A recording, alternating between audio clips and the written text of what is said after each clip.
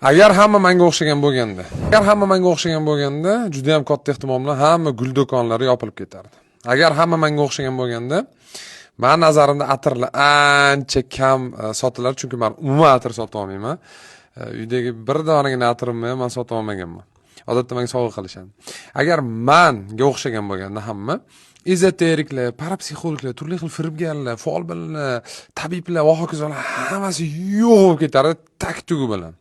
Agar hamma menga o'xshagan bo'lganda, sekretga o'xshagan kitoblar umuman kitob do'konida sotilmasdan, sotishga harakat qilgan insonlarni jinoiy javobgarlikka tortilardi va asosan ilmiy do'konlar, ilmiy kitoblar sotilardi va eng katta plusi kitob biznesiga deyarli hamma kitob sotib olardi. Ya'ni kitob biznesini ochish выгодный bo'lib qolardi. Agar hamma menga o'xshagan bo'lganda, insonlar bir-birini koylamasdi va eng qizig'i beasos fikrga be'tiborli bo'lishardi umuman. Agar hamma menga o'xshagan bo'lganda, depressiya deyarli yo'qolib ketardi. Deyarli depressiyaga tegishli qanaqadir muammolar psixologlarga mancha ish kamayardi ancha. Agar hamma menga o'xshagan bo'lganda, eng mashhur sport turiga MMA aylanardi. Qolgan sport turlarini juda ham kam odam ko'rardi, katta ehtimol bilan. Izohlarda yozinglar, agar sizga butun dunyodagi hamma inson o'xshagan bo'lganda, bu dunyoda nimalar o'zgaradi? Ketdik.